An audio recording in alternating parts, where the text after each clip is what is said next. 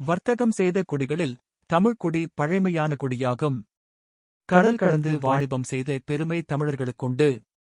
வாணிகத்தில் நீதி, நேர்மை இவற்றைக் கடைப்பிடித்து வாணிகத்தை தூய்மையாக ஆக்கித் தந்த குடி தமிழ்க்குடி. அதன் அடிப்படையிலேதான் இக்கதையை நாம் எடுத்துக்கொள்ள வேண்டும்.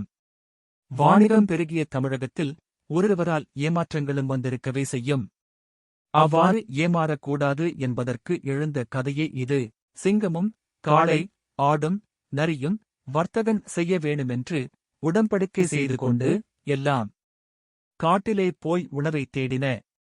அப்பொழுது சிங்கம் ஒரு மானை பிடித்து 4 பங்காக்கிச் சொன்னதாவது: நண்பர்களே, நாம் செய்கிற வர்த்தகத்தில் அகப்பட்டதை 4 பங்காக்கினேன். முதலாவது, எனக்கு வரவேண்டிய ஒரு பங்கை எடுத்துக் கொள்ளுகிறேன்.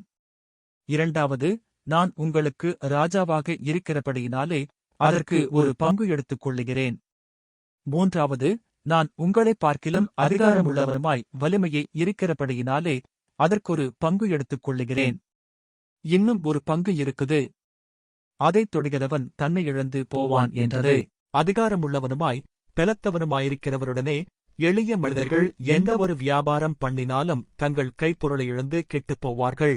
நரி ஆட்டை விட வலிதாயினும் அதனால் சிங்கத்திடம் வாலாட்ட இயலாது. எப்படி பார்த்தாலும் 4வரில் சிங்கம் தனிப்பெரும் சக்தி கொண்டது.